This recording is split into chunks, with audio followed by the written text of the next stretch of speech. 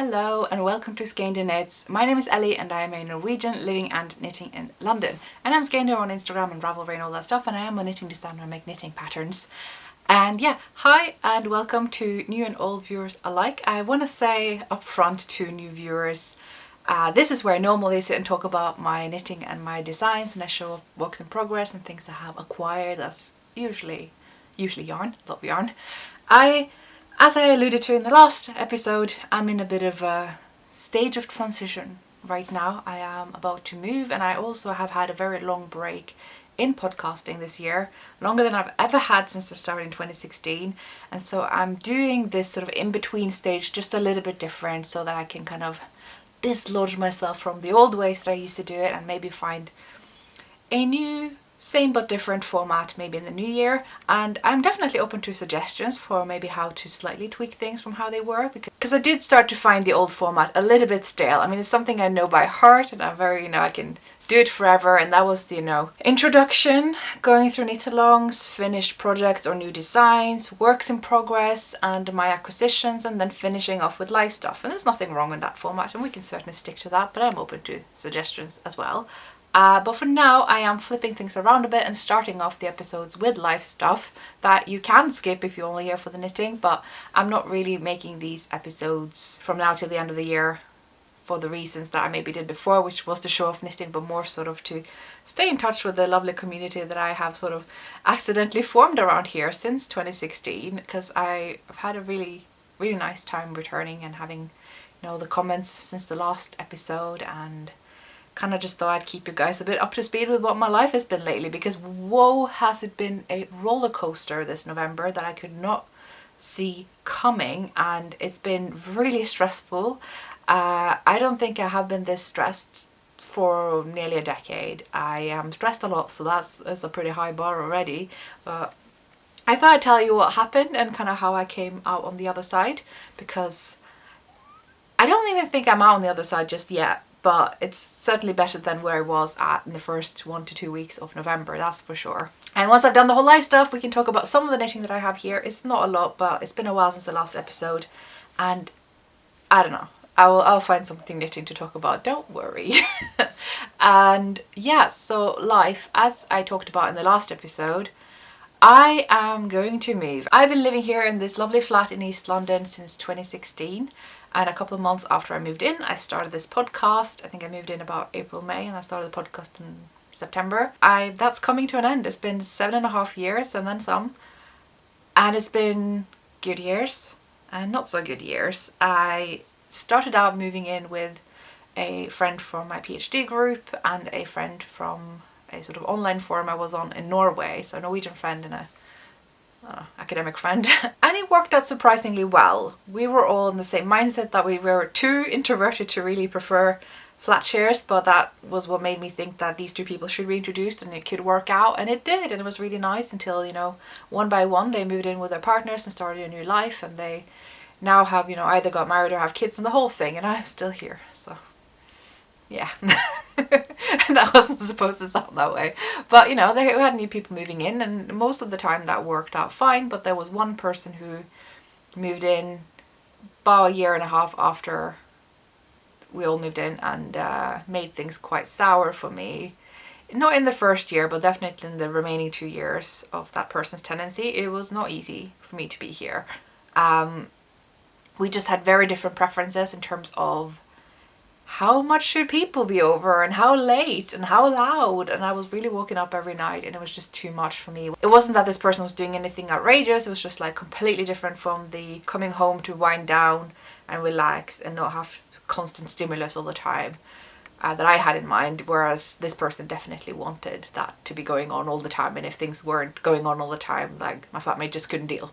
So very different preferences, and that came to a bit of a dramatic end in lockdown, and the two people I lived with then moved out, and then a lovely person moved in who has quickly become a close friend of mine, and we had a very nice knitting flat share for about 2.5 years. It was really nice, and so in sum, I've had 4 good years here that I treasure above all else. They were really nice. But we both had plans to buy property and move out, and she got ahead of me and did that in sort of March. this year, and it's my turn now.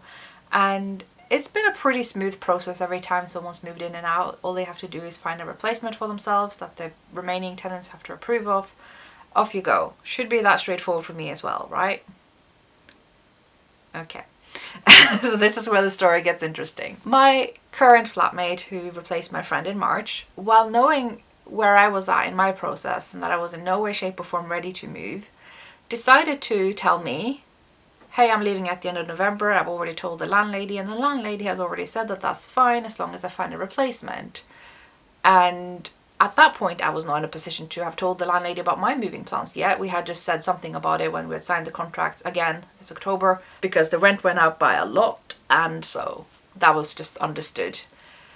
Now, I thought naively that I should give my landlady a heads up that I won't be here for much longer either. I just don't have a date yet because conveyancing can take however long it takes, and I currently still don't have a date or 100% reassurance that I'll even get the property that I'm trying to buy. So out of courtesy, I called her as soon as she was available and told her that, you know, I have moving plans as well and I'm very excited about it, and I just thought I'd call you so we can maybe figure out what the best approach would be. And the way she took it was not how I expected. She was very upset that we were both moving and that would change everything, and she could not promise the things she initially had promised my flatmate, and I was just like, I'm very surprised by this. Can we figure something out? And she was just like, I have to talk to my sister, who's also the landlady, and I got quite stressed out over that conversation. Lucky for me, I had a therapy session after, because I was not expecting it to go that way. I think she was quite shocked by the changes in this flat share that has, you know, thanks to me, been quite stable since 2016, and whoa, was the roller coaster about to start, because we then got a group text saying that she had talked to her lawyers and had agreed that if my flatmate's moving out by the end of November, so do I have to, and I've got nowhere to move to. So I was like, I can't do that. I've got nowhere to live. I can't be homeless by the end of the month. I'm trying to buy property. And she was like, well, then you have to pay full rent until you can move, and I don't know when I'm going to be moving. So for me to pay double rent is so much money. You consider double rent, double bills, everything, and the rent already went up by £200 in total this October. There's just no way I can afford that. And I said that I can't be made homeless in a month. I also can't pay full rent in this whole time, and it says in the contract that we should be able to find a person to replace us, that the landlord can't deny us this, but she was adamant that that's only if it's unreasonable, but it's not unreasonable if we're both having plans to move. Otherwise this tenancy could just go on and on and on forever, I suppose. I don't know if that's her issue with it. I really don't know. But at the end of that conversation, it was just decided that we were not gonna agree. My flatmate wants to move at the end of November, and I had already been promised I was gonna be fine. I don't think that was binding, but you know, and I was not able to do that. I was also not able to pay full rent alone. We're on the same contract, so we should be working as one unit, but we clearly aren't at this point. And the landlady's just like, I'm gonna talk to my lawyers, I'm gonna talk to my lawyers. I was like, we've had such a good relationship for 7.5 years. I don't understand what's happening, and I'm very confused and very stressed out, and I'm trying everything I can think of to make this all work out, because that's all I've been trying to do, is just make these things work out, because there should be a solution here somehow. Like, we could get a temporary tenant, we could get maybe the people who want to take over the full lease, that they can have one room first and then they get both rooms when I leave. Like, there is a way to figure this out, but I wasn't even able to get to that point because my landlady was just upset that things weren't the way that she thought they were when she had made that promise to my flatmate, which I can actually understand, and my flatmate hadn't even told me before she told the landlady, so I wasn't in a position to do anything about that either. And so things are just not good, and for almost a whole week, I think a whole week, I just thought I'm gonna be homeless by the end of November. I tried everything. I tried pushing the solicitors that were working on my end of the purchase. I tried talking to the property agent for the sellers. I really tried to push every button under the sun to get things to speed up, and all I've been told is just like moving by the end of November is unlikely. Which side point makes me think that December is quite likely, so that's quite exciting, but nobody's given me a date yet because that's just how conveyancing works in England. Anyway, so the whole situation just is so awful at this point. I am thinking about what can I do. I could maybe sleep over at our friends for however many weeks, possibly months this could take, but what do I do with my things? Like, yeah, I could put a lot of boxes in storage, but I guess my sofa could be damaged in the storage. I don't have a plastic bag big enough for a sofa. What do I do with all my plants? I was going to water my plants. And what about the outdoor plants that's like so big that I couldn't possibly carry it? There's like a whole tree in a planter. Like, so what if I get transportation for my things to storage? Well, that's paying for transportation once and people to carry, which is quite expensive because I can't carry all these things. And I have to do it twice to get from storage to the new property, but I have to do a separate one for the plants and then get maybe a fourth one to get the plants to the property in the end because they can't go into storage. That's like 4 times the expense of something that's already really expensive I'm not looking forward to paying once. And then I gotta figure out where to put myself and what to do during Christmas. It was just all of these things. I did not sleep. Food was just going straight through me. I had friends who have, you know, a lot of legal expertise, lawyers, etc., who helped me out. And can't thank them enough. Like the friends who listened to me, helped me out, talked to people that could possibly help. So I bet you're wondering what happened in the end. Because I'm still here. I mean, it's still November, so I would be anyway. But we finally heard back from the landlady who got back to us saying, we talked to our lawyers and we figured that because you're both liable to pay rent, you're both liable until you can both move. Suddenly now my flatmate has to stay until the end of possibly December, possibly January, to whenever I have somewhere to move. And to me that seemed kind of fair because the only thing my flatmate's going to do is to move in with a boyfriend who currently lives alone. So pushing that ahead 1 month shouldn't really be a big deal, and where I'm risking homelessness, she's been risking nothing this whole time. Just doesn't care what happens to me. Oh well, you can't really expect much when you've only known someone half a year, but you still, that didn't like that, I gotta say. I smile because otherwise I scream. I felt quite relieved when I got that message. I have to say I was so relieved. Finally, my landlady saw reason. It felt like kind of how it's been for the past few years where we've had a pretty good relationship, even though I still think the whole tenant-landlord dynamic is a weird power dynamic. I could talk about that forever, but you know, finally things felt like I was in a safe place. My flatmate, however, was not having it and got really into the nitty-gritty of the details and managed to find like a slight little error in the deposit that I don't really think was an error. I just think it's a detail that, because we're both under contract and I was given all the information about the deposit, it really shouldn't have mattered, but she just pushed every button she could about everything in the contract and outside the contract and about the deposit and everything. And I didn't even know you could send messages this long on WhatsApp, but she did, to the landlady in the group chat we're having. And while the landlady had assured me that that wasn't gonna, you know, change anything, it did in fact change things.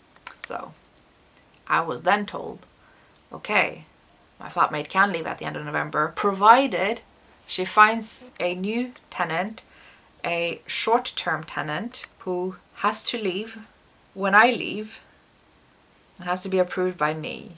Now there's a couple of problems here, because you would think this would be what we were hoping for and what we were, you know, trying to negotiate, and it kind of was. However, how are you supposed to advertise for a person that you don't know to move in here at how long a limited period of the length that you don't know yet? That's not a sentence, but you know what I mean. Like, what are you supposed to say? Like, hey, we're looking for a 1 to 2 month tenant, who knows? Do you want to move in and not know when you're going to have to move out? Of course not, you can't do that. You have to actually say how long the tenancy is going to be for when you advertise it.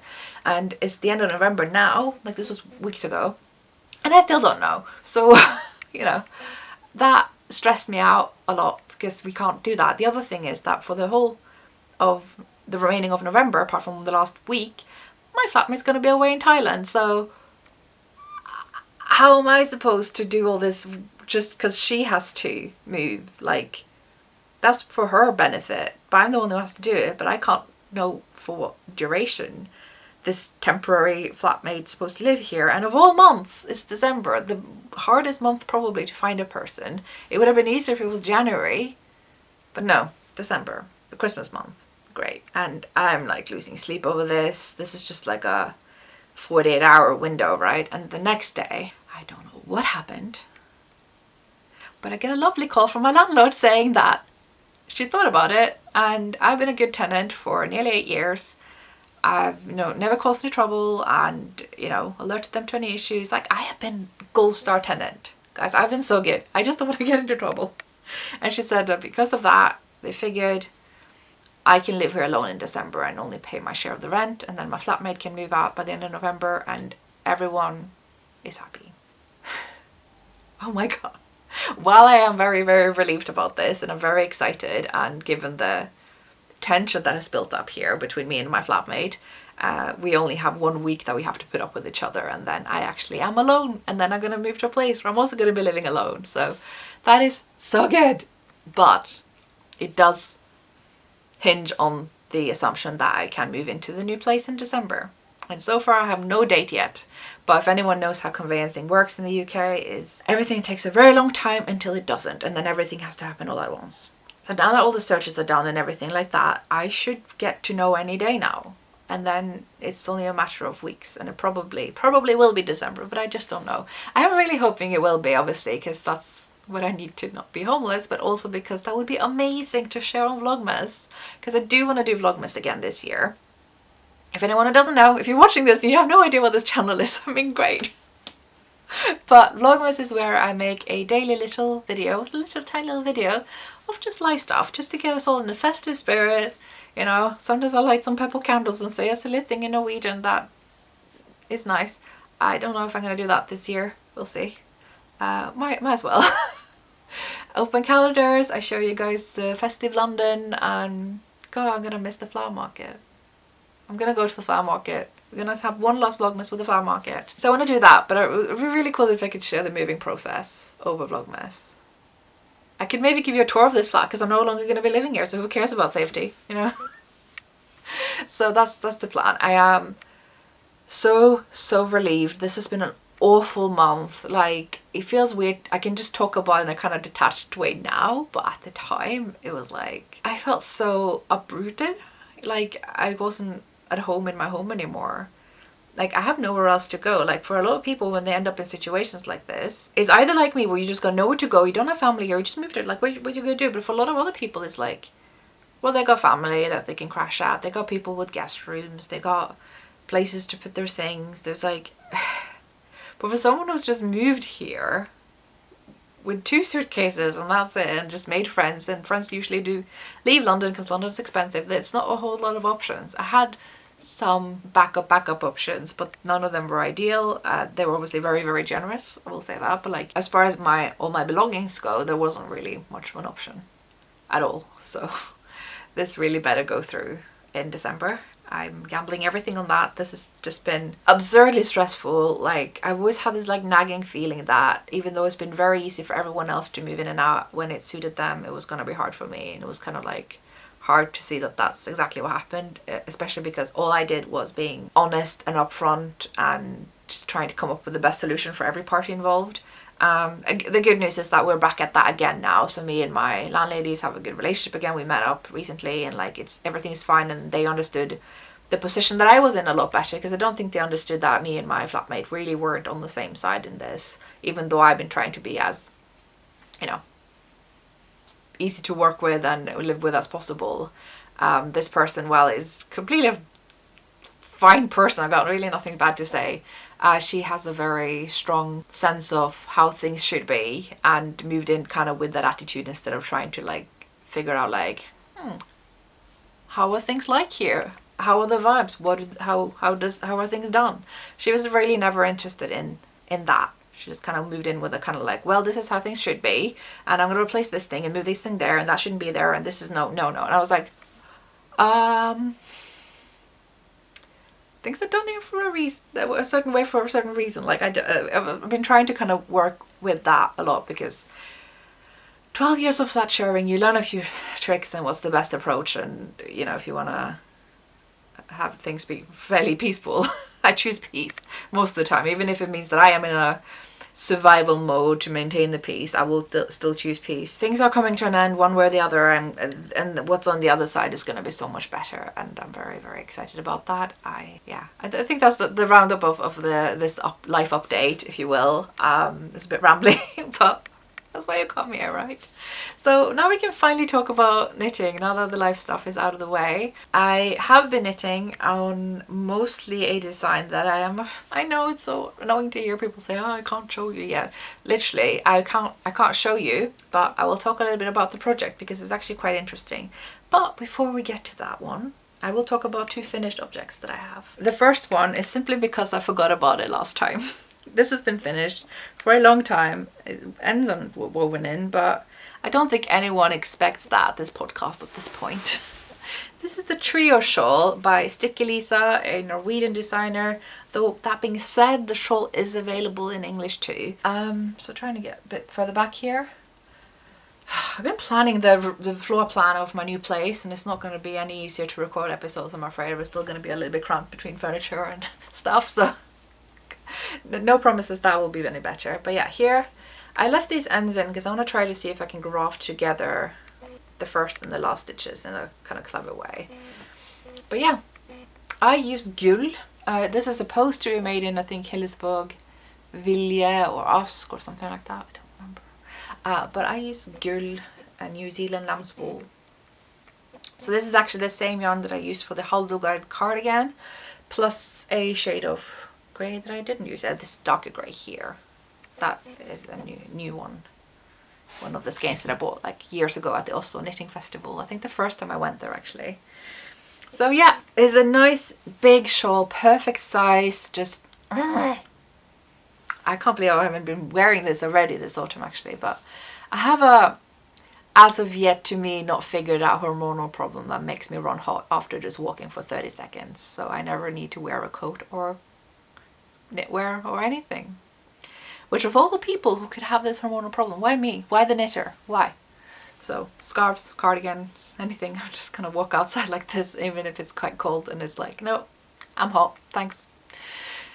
But yeah, that's how she is. A lot of I-cord knitting. That was really what I had left to do last time I showed you this shawl way back when. All I have left to do now is weaving the ends, and yes, blocking it, I guess, but looking at it now, it's just garter. Like, I don't really see a big need to block it. Like, yes, it's a little bit curly at the bottom here. That could probably be straightened out a bit. It's fine. I think this one's just lovely. Really like it. Highly recommend the pattern. This is definitely good for anyone who wants something quite mindless that's still very interesting, because all that it has you do, right, is just knit this piece where you're alternating between the 3 different colors. So it's mostly the lightest color, and then every now and then like one of the other contrast colors, the 2 contrast colors, and then you split each wing, and then you only do alternate the lighter color with one of the contrast colors. So this is the burgundy, this is the dark gray. Brilliant in its simplicity. I love it. That's the Triosjal.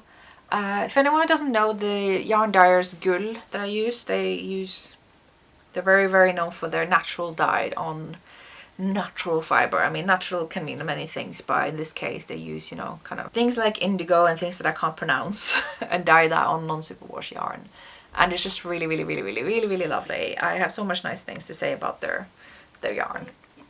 It's actually the same yarn that I used not just for the Hildegard patterns, but also for the old shawl that I can't pronounce, that I released this summer.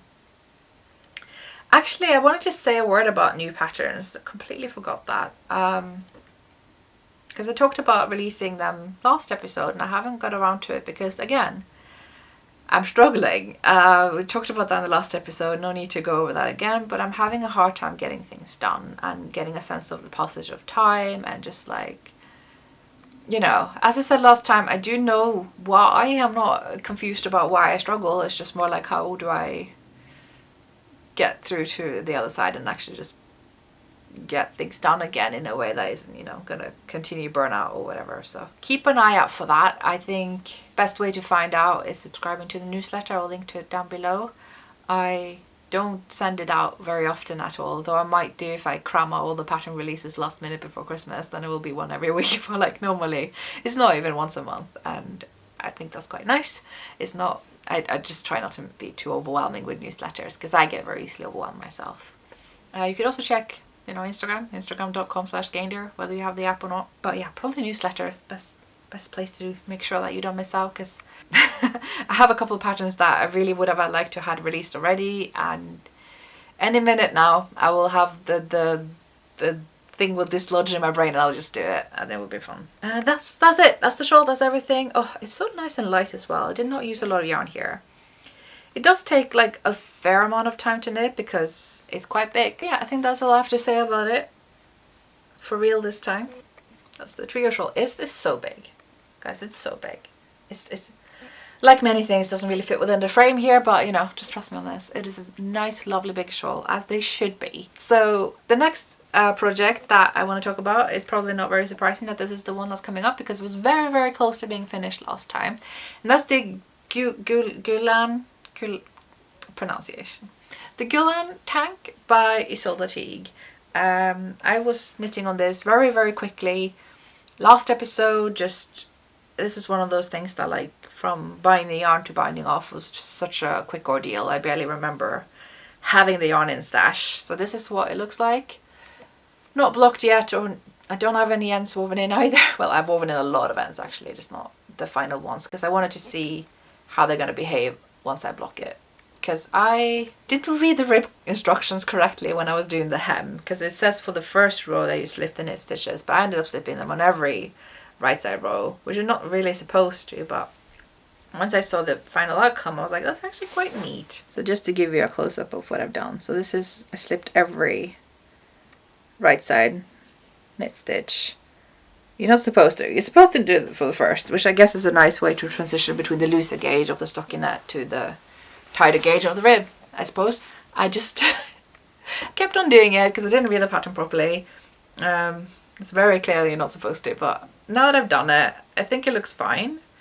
I was worried it was going to roll up a bit, and that's why I want to see how it behaves after blocking, because already it's hanging quite nicely, it's not rolling up. So I'm quite confident I don't have to undo that at all. I modified this just a little bit. I wanted to make it a little bit more A-line shape, because the way that Ysolda's patterns work these days, she's done a big overhaul with a lot of her new designs, which is very exciting to see, is that there's a lot of basic wear stockinette designs that have so much versatility when it comes to sizing and bust differences, chest differences. So basically all you have to do is just measure yourself, and it will tell you step by step what's your size and what you need to be doing.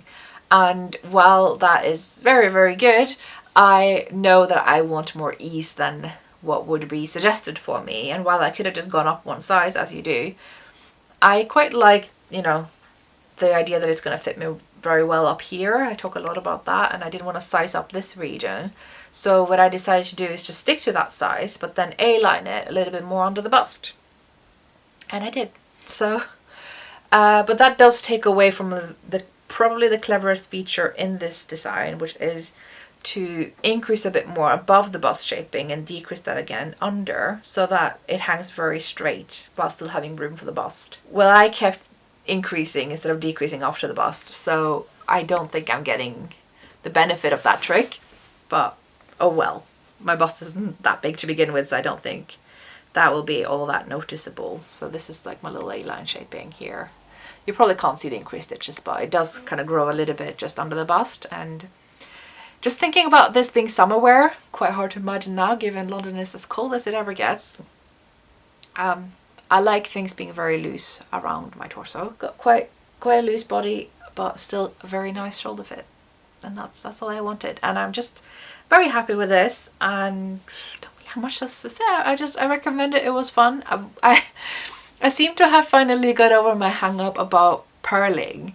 For those of you who have followed me for a very long time, which I reckon probably is the majority of you right now, I've tried to avoid knitting flat so I can avoid purling stockinette as much as I can. I always try to just, any workaround I can find, I will take it. But I feel like I've got over it. These days, I'm very happy to knit flat. I talked a little bit about that last time, I think, as well, when I was doing the knitty cardigan. It actually made me finish sooner, because I kept wanting to be done with the purl side knitting. And then when I was at the knit side knitting, I was just zooming through, because that's something I do a little bit more fluently. That way I'm actually finishing things very quickly. And so I really enjoyed all the bits here that I had to knit flat. And I therefore think that I will, and I shall, knit the Any Day sweater that Ysolda came out with shortly after this one, which has a similar construction, but it is a sweater, it has sleeves and the whole thing. Now I know I said I was already going to do the Piping Hot sweater by Lily Kate, and I want to do that too, because I already wound up the yarn and cast on 11 stitches and knit one row. So that's already started, technically. But this is the Any Day sweater, it's just I printed out. I do 2 things per sheet, but yeah. basically that's what that looks like, and I really want to do it. However, while my stash is massive and certainly should not be growing anymore before I move, I don't have the yarn for this, or any yarn in my stash that I think I want to use for this. There's vast sort of different reasons why not, but like basically the yarn that's used in this sweater pattern, kind of similar to this actually, is Sunless yarn. Now this pattern recommended, and I used Sunless Line, which is a sort of, I guess, worsted weight linen viscose cotton blend. It's very, very nice. It's probably my favorite summer yarn, though I don't love the color range. This is like the only color I would knit, which is why it probably looks so similar to the tank top that I designed in this yarn, because again, it's the same color. That's really all it has in common, but the others is just pastels. And yeah, so I really like the yarn. It's my favorite summer yarn. It's just could have an improved palette. But the yarn used for the Anyday sweater is Sunless Duo, which is a cotton merino blend, which is actually probably my first ever sweater yarn. This is like ancient pre-Skeindeer days where I made a Marius dress. I really wanted to make a Marius when I was a very, very new garment knitter. This is when I was like 21, 22, over 10 years ago. That I wanted to make myself a Marius sweater, but because I only wore dresses, I figured I'm going to knit myself a Marius dress. And I kind of just improvised the whole thing. I knew nothing about making garments. I never knitted any garments. I just done a couple of stocking accessories and stuff. Not even colour work. And I was going to do a dress just like that. And it was actually quite successful. I have it at my mom's. And I used Sunless Duo. So this is like one of my old-time yarns. So I would be happy to use that for this sweater. Two problems. I don't have it. I don't know where to get it, but maybe my mom can send it for me as a bit of a Christmas treat. Other problem is that the palette, I don't know what's going on with Sunless this year. They usually have gorgeous colors, but this time around I'm looking at it and I'm like, this is not the Sunless Duo I remember. They used to have great colors, and now the only color I want to use is navy blue, which is what I'm wearing actually. It's navy blue as well. And I might just, to be fair. So that's what's happening there. But it's very annoying that I have this massive stash with lots of DK sweater quantities, just not the one that I want to use. The closest thing I got to yarn that I would like to use for this sweater is the Nightshades yarn by Harrisville. And that's a very different yarn from what's recommended here. It's a non-superwash woolly yarn, whereas this is a cotton merino blend and it's a bit cooler. And I would actually like to have a sweater in cotton merino, so... But that means the stash will ever grow, or at least not shrink. Though I have been quite good at, knitting from stash lately. Things have been going more out than in to the stash, I will say. That's pretty much been the trend for the past 3 years. I'm quite happy with that. I'm not like measuring or anything like that. I know from looking at it, I'll have more of these like tubs of yarn that I have in my Kallax shelf that we all have.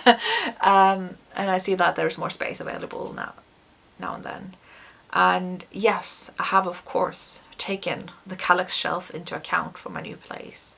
Now the Kallax shelf that's here is not mine. I just talked my landlord into buying it for me when the wardrobe that came with the place just fell apart, and they were going to replace it with a smaller wardrobe, and there was lots of space left for a shelf, and I was like, please, can I have a Kallax shelf, please? And then they bought one, and I have filled it with all my yarn, and I found at the new place, kind of behind the bedroom door, the wall there is just big enough to fit an even bigger Kallax shelf. So this shelf here is a 4x4, so 4 cubicles high, tall, and wide. I can now have a 5x5. I could probably fit a 6x6 even, but they don't make them that big. So yes. So I'm not gonna just say that I can fit more yarn in. We're not gonna have more yarn. We're not. But I will have room for the yarn and the knitting books on the same shelf. Maybe even some finished knits. Because right now they're all stored under my bed, and that's fine, but I think I may need underbed storage for other things, that like extra duvet, things like that. So is this what it's like to be a grown-up? I feel like just because I've lived in London for this whole time that I've been an adult, and London is too expensive to live alone, I've never really got to like fully live adulthood yet. It's quite annoying when you're like 33, and it's probably quite recognizable for a lot of people my generation. And I want to get a puppy. I want to get a puppy so bad. The problem is with getting a dog, I'm very, very experienced with dogs. I've had like 7 dogs throughout my life, though I don't remember the first 3 that well. We've also had lots of litters, and yeah, me and dogs, I know dogs. However, you can't travel with dogs to Norway by flight from the UK and back. I don't know which direction is the problem, but there's a problem that you can't do it. And before you could like kind of hack it by flying via the Netherlands, for instance, but now it's not even an option. So I need a plan to know where to put said doggy when I go away for a longer period, because I won't be able to bring it, and that's not something anyone needed to know, but that's what's happening now, because yes, I want to live alone, but not that alone. Anyway, what was I talking about? Right, the tank by Ysolda that I finished. I'm very excited to wear when it's hot again in another life, where I live a different life.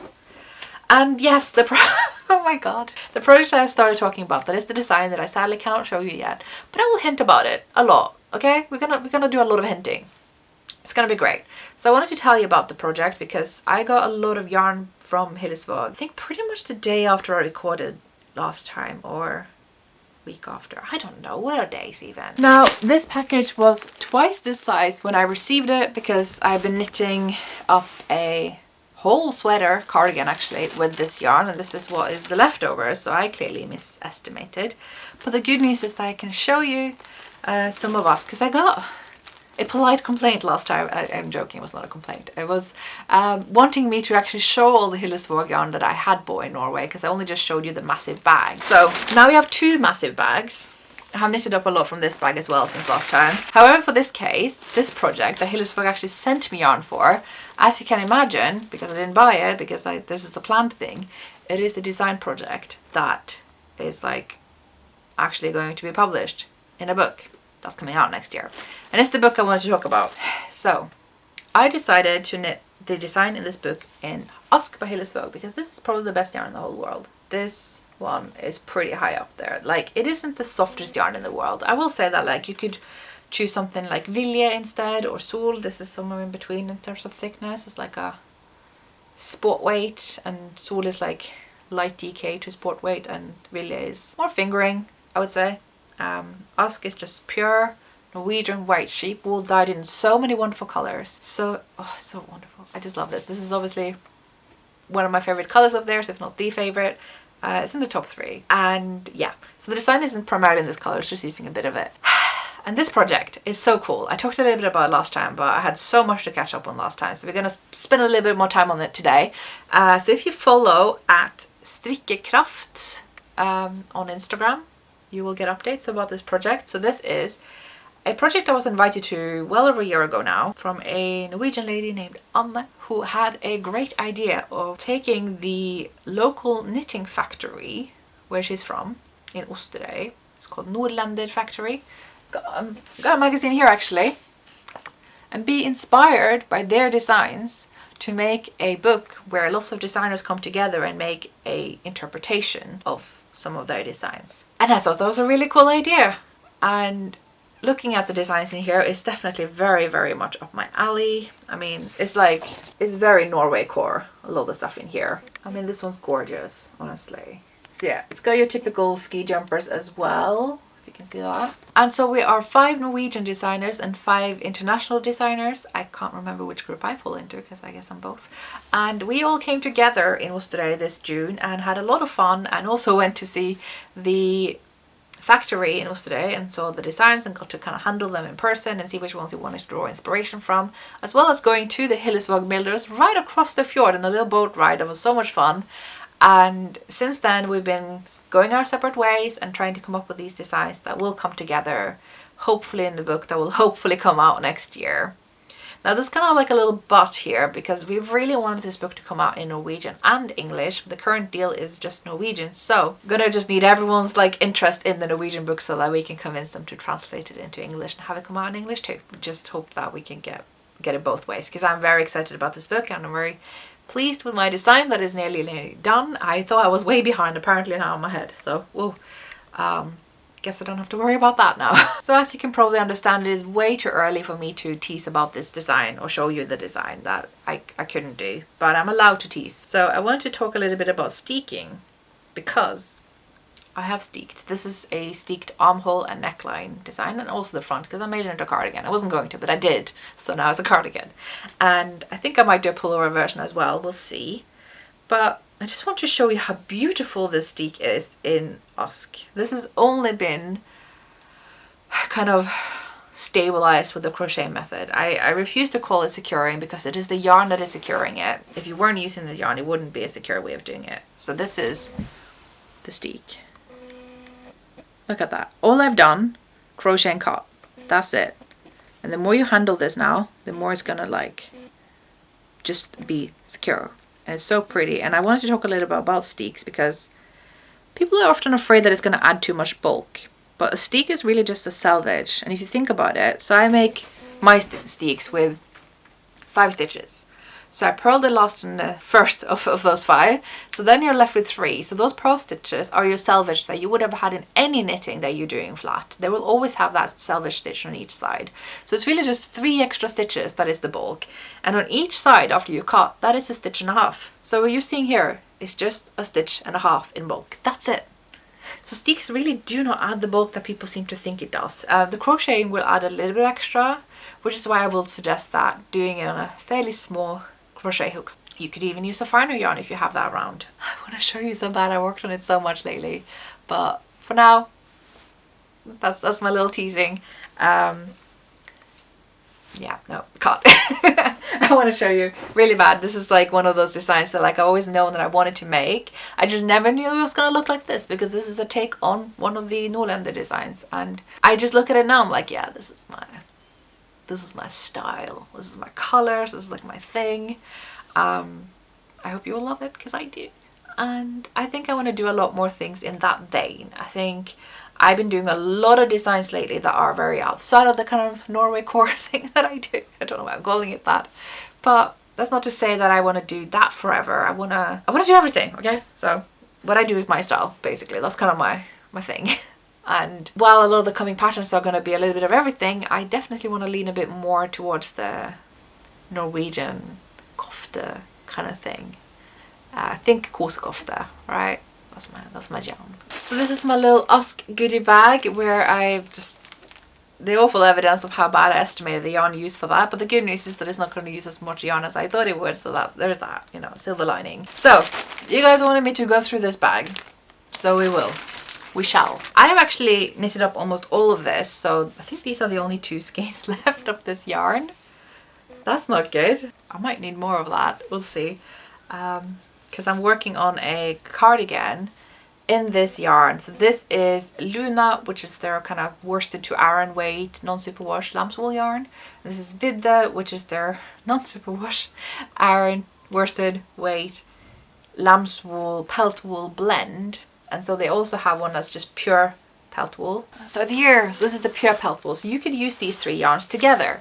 Everyone should know this. If you don't know this already, I feel like Hillesvåg advertises this pretty well.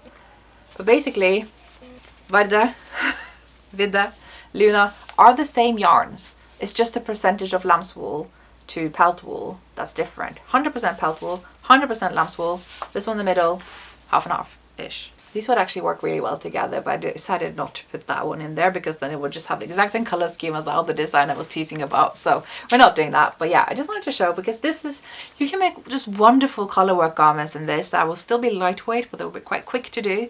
And that's exactly what I'm doing.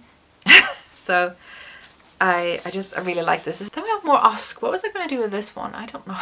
I think I was just experimenting with which shades of grey to put with this cardigan, and this is one of those that I decided was a bit too light to use, so I don't know what this one will be. I also had one that's a bit too dark. I don't have that yarn to compare to, but I wanted this to go up against the very dark charcoal that I'm making the body of that cardigan in, but it just didn't show. Had it been just a smidge lighter, that would have been perfect, but instead I opted for a slightly lighter one, but not as light as this. And I have these 2 that actually go really nicely together. Well, this is pretty.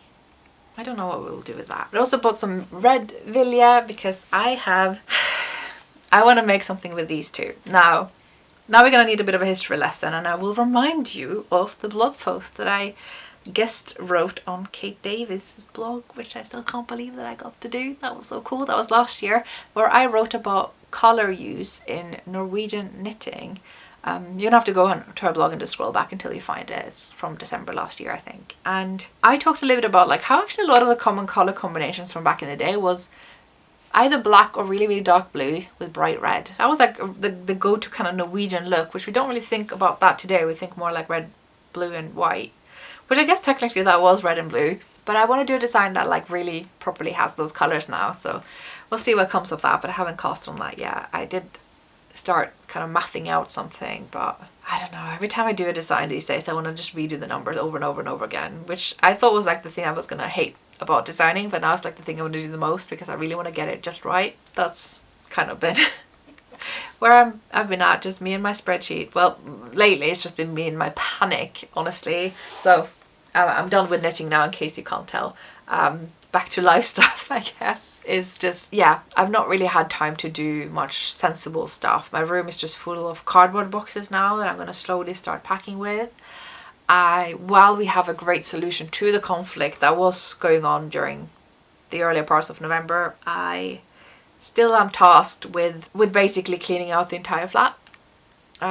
Previously people were just able to move, and then we would all just pitch together some money to hire someone to clean out, and then the new person can move in with a bit of a blank slate as far as cleaning goes. My current flatmate refuses to do this because she thinks that she is the only one who's been cleaning here, and she's not cleaned for months now, which is interesting because someone has been cleaning and it's clearly not her to just admit it to. So not only is she not going to help me with cleaning then, she's not doing it now either. I'm making her sound terrible.